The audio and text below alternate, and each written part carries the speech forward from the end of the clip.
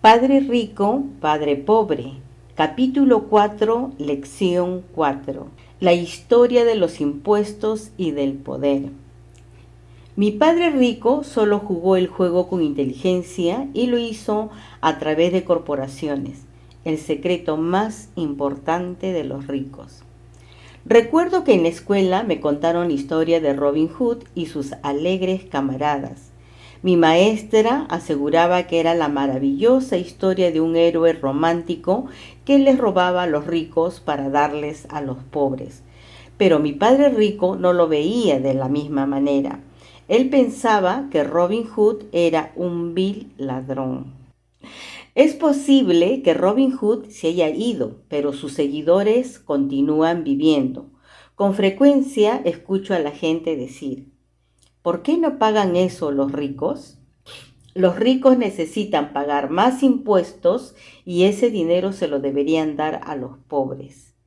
La fantasía de Robin Hood o la noción de quitarles a los ricos para darles a los pobres es lo que más daño les ha hecho a los mismos pobres y a la clase media. De hecho, la clase media tiene las mayores cargas fiscales por culpa de Robin Hood. La verdad es que los ricos no pagan impuestos. Quienes pagan por los pobres son quienes pertenecen a la clase media y en especial la gente con preparación académica de la clase media alta. Nuevamente, para entender bien cómo son las cosas, tenemos que hacer una revisión de la historia de los impuestos. Mientras que mi padre pobre, el más preparado académicamente, era experto en historia de la educación, mi padre rico llegó a ser, por méritos propios, un experto en historia de los impuestos. Padre Rico nos explicó a Mike y a mí que al principio no se pagaban impuestos ni en Inglaterra ni en los Estados Unidos. Ocasionalmente se llevaban a cabo recaudaciones fiscales para financiar guerras. El rey y cuando las 13 colonias se independizaron, el presidente daba aviso y le pedía a todo mundo que diera unos centavos. En Gran Bretaña se hizo una recaudación para financiar la guerra contra Napoleón de 1799 a 1816. En Estados Unidos para pagar la guerra civil de 1861 y 1865. En 1874, Inglaterra decretó la permanencia del impuesto sobre ingresos para los ciudadanos. En 1913 también se hizo permanente un impuesto del mismo tipo en los Estados Unidos a través de la adopción de la 16ª enmienda hecha a la Constitución. En algún momento, los estadounidenses estuvieron en contra de los impuestos. Fue un impuesto sobre el té lo que condujo a la famosa fiesta del té en la bahía de Boston, incidente que propició y encendió la mecha de la Guerra de Independencia. A Estados Unidos y a Inglaterra les tomó aproximadamente 50 años convencer a los ciudadanos de pagar un impuesto sobre ingresos de manera regular. Lo que estos datos no nos dicen es que al principio estos impuestos solo se recaudaron entre los ricos. Este era el punto que Padre Rico quería que Mike y yo entendiéramos. Nos explicó que la idea de los impuestos se hizo popular y fue aceptada por la mayoría porque a los pobres y a la clase media se les dijo que los impuestos habían sido creados para castigar a los ricos. Las grandes masas votaron a favor de la propuesta de la ley y esta se hizo legal constitucionalmente, a pesar de que el objetivo de los impuestos era castigar a los ricos, en realidad terminaron castigando precisamente a la gente que votó a favor, los pobres y la clase media. En cuanto el gobierno tuvo una probadita del dinero, su apetito creció, dijo Padre Rico. Tu papá y yo somos exactamente opuestos. Él es un burócrata del gobierno y yo soy capitalista. Nos pagan y nuestro dinero se mide en comportamientos opuestos. A él le pagan por gastar dinero y contratar gente. Entre más gaste y más gente contrate, más crecerá su organización. En el gobierno siempre se respeta a las grandes organizaciones. En contraste, entre menos gente contrate yo y menos dinero gaste, los inversionistas más respetarán a mi organización. Es por eso por lo que no me agradan los burócratas. Tienen objetivos distintos a los de la mayoría de la gente de negocios. A medida que crece el gobierno, más necesita recaudar dinero a través de los impuestos para mantenerse. Mi padre, con preparación académica, creía firmemente que el gobierno tenía la obligación de ayudarle a la gente. Adoraba a John F. Kennedy y en especial la idea del cuerpo de paz. Le agradaba tanto la idea que tanto él como mi madre trabajaron para dicha organización. Ambos entrenaron voluntarios para ir a Malasia, Tailandia y Filipinas. Papá siempre se esforzaba por obtener préstamos adicionales e incrementos en el presupuesto para contratar más gente en sus dos empleos, en el Departamento de Educación y en el Cuerpo de Paz.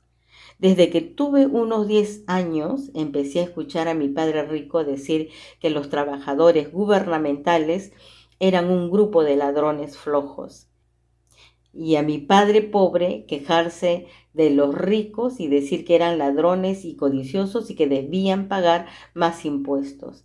Ambos tenían argumentos válidos, pero para mí resultaba difícil ir a trabajar durante el día para uno de los capitalistas más importantes del pueblo y luego volver a casa con un padre que era un prominente líder gubernamental. No fue fácil decidir a cuál padre creerle. A pesar de la divergencia, sin embargo, si se estudia la historia de los impuestos, siempre surge una perspectiva interesante. Mi padre rico no consideraba que Robin Hood fuera un héroe, pensaba que era un vil ladrón. Como ya lo mencioné, la aceptación de los impuestos fue posible solo porque las grandes masas creyeron en la teoría económica de Robin Hood: quitarle a los ricos para darle a todos los demás. El problema fue que el apetito que el gobierno tenía por el dinero era tan grande que poco después los impuestos tuvieron que recaudarse entre la clase media y a partir de ahí solo continuaron filtrándose hacia abajo. Los ricos detectaron la oportunidad de protegerse porque ellos no jugaban con las mismas reglas. Ellos sabían sobre compañías, las cuales se volvieron bastante populares en los tiempos en que aún se navegaba en barco. Los ricos crearon la empresa como un vehículo para limitar el riesgo que corrían los activos en cada viaje. Básicamente colocaron su dinero en una empresa con el objetivo de financiar la navegación. Luego, la compañía contrató a su propia tripulación para navegar al Nuevo Mundo y buscar un tesoro ahí. Si el barco se extraviaba, la tripulación perdía la vida y la pérdida de los ricos se limitaba al dinero invertido en ese viaje. El diagrama que se presenta a continuación muestra la forma en que la estructura corporativa se sitúa afuera de tu estado financiero personal y del balance general. El conocimiento de la estructura legal corporativa es lo que en realidad les concede a los ricos una amplia ventaja por encima de los pobres y de la clase media. A mí me educaron dos padres, uno socialista y el otro capitalista, pero en muy poco tiempo comprendí que la filosofía del capitalista era la más lógica para mí. En mi opinión, los socialistas terminaron castigándose a sí mismos por su falta de educación financiera, sin importar lo que inventara la multitud de gente que creía que se debía tomar lo que les pertenecía a los ricos. Estos siempre encontraron la manera de ser más astutos. Por esa razón, los impuestos terminaron recaudándose entre la clase media. Los ricos fueron más hábiles que los intelectuales, sencillamente porque entendieron el poder del dinero, materia que no se enseña en las escuelas. ¿Cómo aventajaron los ricos a los intelectuales? ¿En cuánto fue aprobado el impuesto para quitarles a los ricos?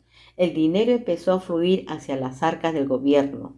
La gente estaba muy contenta al principio. El dinero se entregaba al gobierno y a los ricos. Les llegaba a los trabajadores gubernamentales a través de empleos y pensiones, y a los ricos les tocaba una parte cada vez que sus fábricas y empresas ganaban una licitación pública. El gobierno recibía una enorme cantidad de dinero, lo cual lo colocó en apuros respecto al manejo fiscal del mismo. Pero permíteme explicarte por qué. El ideal del gobierno es no tener dinero en exceso, porque si no logra gastar los fondos asignados, corre el riesgo de perder ese dinero cuando se realice el siguiente presupuesto, porque no haberlo ocupado es señal de ineficiencia. A la gente de negocios, en contraste, se le recompensa y aplaude por su eficiencia cuando termina un ejercicio y tiene excedentes. Este ciclo del incremento en el gasto gubernamental continuó y, en consecuencia, también aumentó la necesidad de dinero. Entonces, la idea de cobrarles impuestos a los ricos se ajustó para incluir a los niveles de la sociedad que recibían menores ingresos, hasta llegar a la misma gente que votó a favor, los pobres y la clase media. Los verdaderos capitalistas usaron su conocimiento financiero para encontrar un escape. Volvieron a refugiarse en la protección que se recibe a pertenecer a una corporación. Sin embargo, lo que mucha gente que no ha formado una corporación o empresa desconoce es que estas en realidad no son una cosa tangible. Una corporación es un expediente con algunos documentos legales que permanece en la oficina de algún abogado y que se tiene que registrar en una oficina gubernamental. La empresa no es un gran edificio, una fábrica o un grupo de gente. Es un documento que permite la creación de una entidad legal que no tiene alma. Gracias a este instrumento, los ricos pudieron volver a proteger su dinero. Se volvió muy popular porque la tasa con que se le cobran impuestos a las empresas es menor que la que se les aplica a los individuos. Además, ciertos gastos de las empresas se podían pagar con dinero sobre el que no se habían pagado impuestos aún. Esta guerra entre tener y no tener ha prevalecido por cientos de años. La batalla se librará cada vez y en todo lugar en donde se emitan leyes. Durará por siempre.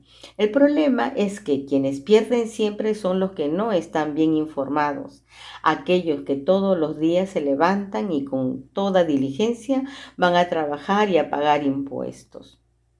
Si entendieran la forma en que los ricos juegan el juego, también podrían hacerlo. Y entonces se pondrían en camino hacia su independencia financiera.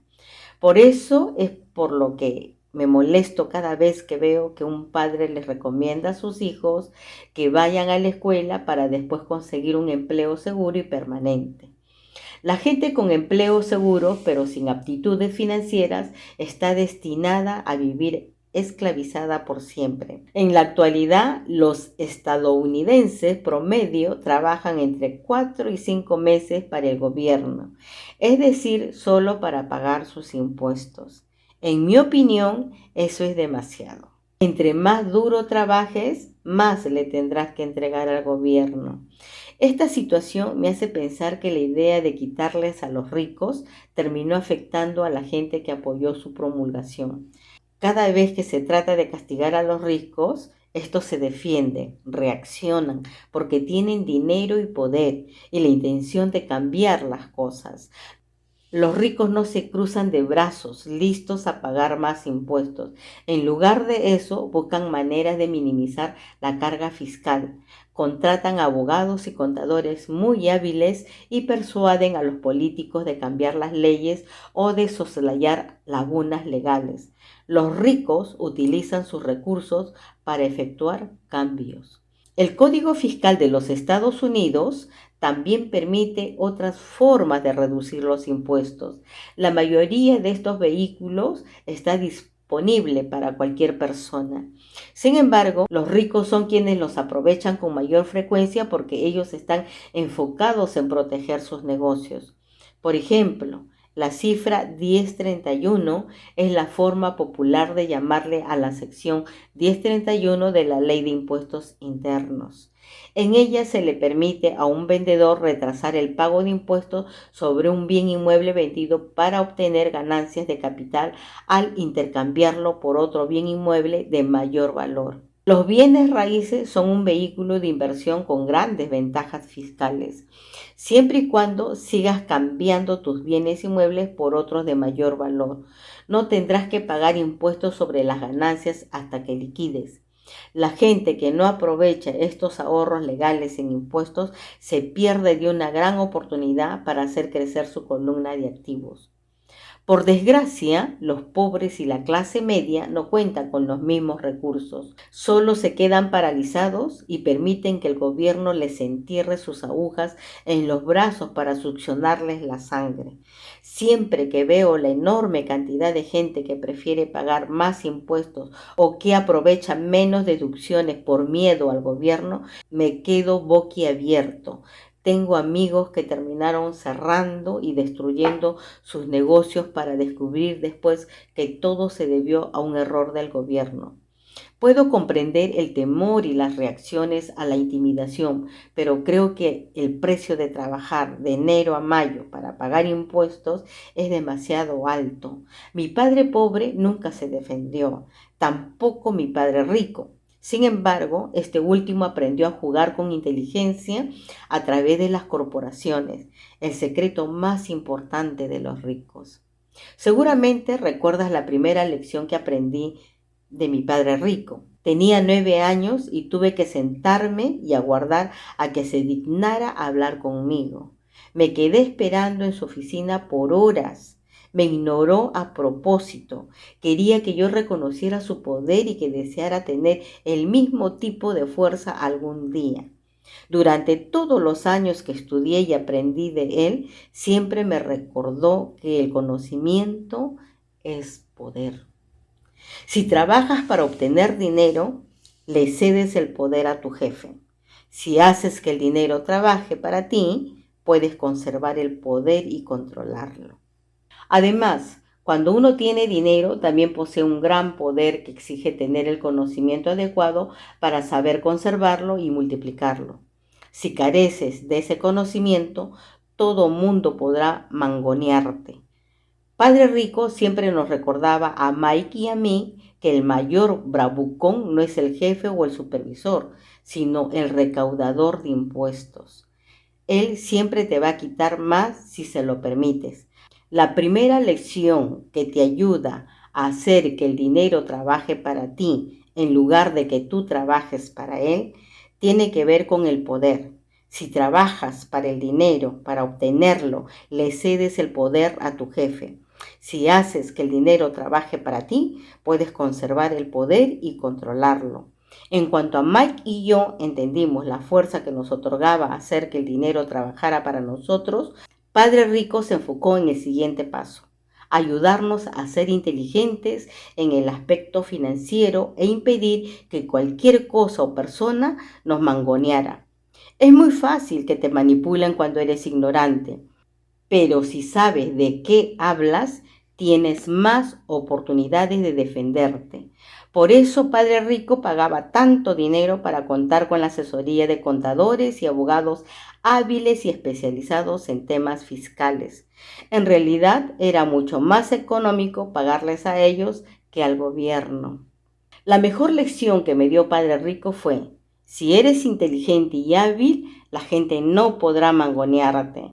Él conocía la ley porque la obedecía y porque sabía que no estar al tanto de la misma podía resultar costoso. Si sabes que estás en lo correcto, entonces no tendrás miedo de defenderte, ni siquiera si te enfrentas a Robin Hood y sus alegres camaradas. Mi otro padre, el que tenía una sólida educación, siempre me alentó para que consiguiera un buen empleo en una compañía fuerte. Hablaba mucho de las bondades de trabajar e ir ascendiendo por la escalera corporativa. Pero lo que él no entendía era que al confiar por completo en el cheque de nómina de una compañía, se estaba convirtiendo en una dócil vaca lista para ser ordeñada. Cada dólar de mi columna de activos se comportaba como un gran empleado. Trabajaba con ganas para producir más empleados y para comprarle un Porsche nuevo al jefe. Cuando le conté a Padre Rico cuáles eran los consejos de mi padre pobre, se rió. ¿Y por qué no mejor ser el dueño de la escalera?, preguntó. Como yo era un niño, al principio no entendía bien a lo que se refería Padre Rico cuando hablaba de ser el dueño de mi propia empresa. Era una noción que me parecía imposible e intimidante. A pesar de que me agradaba, mi falta de experiencia me impedía visualizar la posibilidad de que algunos adultos llegarían a trabajar en una empresa que me perteneciera. El punto es que, de no haber sido por mi padre rico, seguramente habría seguido los consejos de mi padre pobre. Gracias a algunos recordatorios ocasionales de padre rico, siempre tuve en mente ser el dueño de mi propia empresa y continué en un camino distinto. Para los 15 o 16 años estaba seguro de que no iba a seguir los consejos de mi padre pobre. No sabía a ciencia cierta qué haría, pero estaba decidido a no tomar el mismo camino que la mayoría de mis compañeros de clase. Esa fue la decisión que cambió mi vida. Pero no fue sino hasta que tuve 20 que los consejos de Padre Rico empezaron a cobrar sentido en mi mente. Acababa de salir del cuerpo de Marina y estaba trabajando para Xerox. Ganaba mucho dinero, pero cada vez que revisaba mi cheque me sentía muy desilusionado. Las deducciones eran demasiadas y entre más trabajaba, más me quitaban. Cuando tuve más éxito, mis jefes empezaron a hablar de ascensos y aumentos de sueldo. Aunque era muy halagador, en mi mente escuchaba la voz de Padre Rico que me decía: ¿para quién estás trabajando? ¿A quién le estás ayudando a volverse rico? En 1974, siendo todavía empleado de Xerox, fundé mi primera compañía y empecé a ocuparme de mis negocios. Ya tenía algunos activos en la columna correspondiente, pero de pronto decidí hacerla crecer. Los cheques de nómina, con todas aquellas deducciones, hicieron que los consejos de tantos años de Padre Rico sonaran perfectamente lógicos. Entonces pude ver cómo sería el futuro si seguía el camino de mi padre pobre, el maestro. Muchos empleadores creen que es mala idea para la empresa recomendarles a sus empleados que tengan un negocio propio. Sin embargo, el hecho de tener una empresa propia y de desarrollar activos me convirtió en un mejor empleado porque de pronto tuve un objetivo. Llegaba temprano a trabajar a Xerox y lo hacía con mucho ahínco. Estaba tratando de juntar la mayor cantidad posible de dinero para invertir en bienes raíces. Hawái estaba a punto de despegar y yo sabía que muchos harían fortunas si aprovechaban el momento. Y entre más me daba cuenta de que estábamos en un momento coyuntural, más copiadoras vendían. Entre más vendía, más dinero ganaba y naturalmente más me quitaban por concepto de impuestos. Era muy inspirador. Anhelaba tanto salir de la trampa de los empleados que trabajé aún con más ganas para poder invertir más. Para 1978 ya formaba de manera permanente parte de los 5 mejores vendedores de la empresa. Estaba desesperado por salir de la carrera de la rata. Gracias a mis bienes raíces, en menos de 3 años empecé a ganar más dinero de lo que ganaba en Xerox. Además, lo que ganaba en mi columna de activos por medio de mi propia empresa era dinero que trabajaba para mí y no ingresos que me obligaban a vender copiadoras de puerta en puerta. Los consejos de Padre Rico me parecieron todavía más lógicos y sensatos. En muy poco tiempo, el flujo de efectivo proveniente de mis propiedades se fortaleció tanto que mi propia compañía me compró el primer Porsche que tuve. Mis compañeros vendedores de Xerox creyeron que había usado mis comisiones para darme ese lujo, pero no era así. Las comisiones también las estaba invirtiendo en activos. El dinero que ganaba estaba trabajando con mucho empeño para generar más dinero. Cada dólar de mi columna de activos se comportaba como un gran empleado. Trabajaba con ganas para producir más empleados y para comprarle un Porsche nuevo al jefe con dólares sobre los que no se habían pagado impuestos.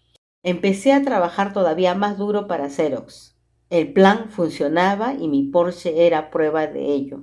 Usé las lecciones aprendidas de Padre Rico y pude salir de la carrera de la rata siendo aún muy joven. Todo lo anterior fue posible gracias al sólido conocimiento financiero que adquirí en las clases de Padre Rico. Sin ese conocimiento, al que yo llamo inteligencia financiera o IQ financiero, mi camino a la independencia económica habría sido mucho más difícil. Hoy en día les enseño a otros con la esperanza de poder compartir con ellos lo que sé. También les recuerdo a la gente que el IQ financiero incluye conocimientos en varias áreas. 1. Contabilidad. La contabilidad es el alfabetismo financiero o la habilidad de leer números. Si quieres construir un imperio, esta habilidad te será primordial. Entre mayor sea la cantidad de dinero que esté bajo tu cuidado, mayor precisión necesitarás. De otra manera, el negocio entero se viene abajo. El lado izquierdo del cerebro se hace cargo de esta actividad. Es el que se enfoca en detalles numéricos. El alfabetismo financiero te permite leer y entender estados financieros, lo cual a su vez te da la oportunidad de identificar los puntos fuertes y débiles de cualquier negocio. 2. Inversiones. Invertir es la ciencia de hacer dinero con dinero.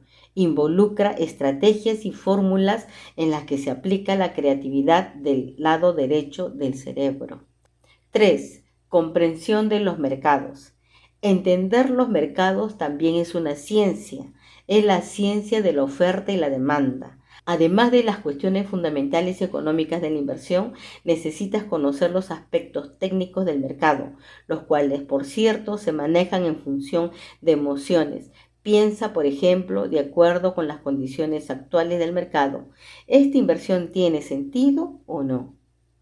4. La ley. Si una corporación que contempla habilidades técnicas como las de la contabilidad, la inversión y el conocimiento de mercados, puede contribuir a un crecimiento explosivo. Una persona que entiende las ventajas fiscales y la protección que puede brindar una corporación tiene la posibilidad de volverse rica en mucho menos tiempo que un empleado o el dueño único de un pequeño negocio. Es una diferencia similar a la de caminar y volar. Implica una ventaja demasiado grande en lo que se refiere a la adquisición de riqueza a largo plazo. 5. Ventajas fiscales. Una empresa puede hacer muchas cosas que un empleado no, como pagar gastos antes de pagar impuestos. Esta es un área de conocimiento muy emocionante. Los empleados ganan, pero como tienen que pagar impuestos, se ven obligados a sobrevivir con lo que les queda. Una empresa gana, gasta todo lo que puede y paga impuestos sobre el remanente. Esta es una de las lagunas legales y fiscales que aprovechan los ricos. Son fáciles de usar y si eres dueño de inversiones que producen un buen flujo de efectivo, no cuesta demasiado hacer uso de los beneficios. Te daré un ejemplo. Si tienes tu propia corporación, podrías tomar vacaciones en tus reuniones de consejo en Hawái. Los pagos de automóviles, seguros, reparaciones y membresías de clubes deportivos también son gastos que cubre la empresa. La mayoría de las comidas en restaurantes se considera gastos parciales y sucede lo mismo con otros rubros. Sin embargo, todos estos gastos se pueden solventar de manera legal con dinero sobre el que no has pagado impuestos aún. 6. Protección frente a demandas. Vivimos en una sociedad a la que le gusta litigar. Todo mundo quiere una tajada de lo que ganas. Los ricos esconden mucha de su riqueza a través de vehículos como empresas y fideicomisos con lo que protegen a sus activos de los embates de los acreedores. Cuando alguien demanda a una persona que tiene mucho dinero, por lo general se llevan a cabo reuniones con abogados especializados en protección de bienes y al final se descubre que la persona demandada no tiene nada en realidad. Lo controla todo, pero no es poseedora de nada. Los pobres y la clase media, en cambio, tratan de ser los dueños de todo y terminan perdiéndolo porque se los tienen que ceder al gobierno o a otros ciudadanos debido a una demanda. Y es que mucha gente sigue aplicando la estrategia de Robin Hood, quitarle a los ricos para darle a los pobres. El propósito de este libro no es realizar los detalles específicos de lo que implica ser dueño de una compañía, pero debo señalar que si tú ya tienes algún tipo de activos legítimos, deberías pensar en averiguar lo antes posible más sobre los beneficios y la protección que ofrece el tener una empresa. Se han escrito muchos libros acerca de este tema y en ellos, además de que se detallan los beneficios de tener una corporación, también se indican los pasos necesarios para fundarla. Los libros de Garrett Sutton sobre este tema ofrecen reflexiones maravillosas acerca de la fuerza de las corporaciones personales.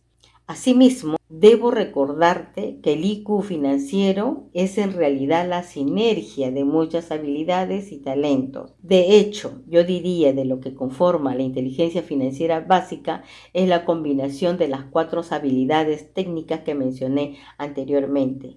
Y si aspiras a tener gran riqueza, requerirás de todas de ellas. En resumen, dueños de negocio con corporaciones. 1. Ganan. 2. Gastan. 3. Pagan impuestos. Empleados que trabajan para corporaciones. 1. Ganan. 2. Pagan impuestos. 3. Gastan.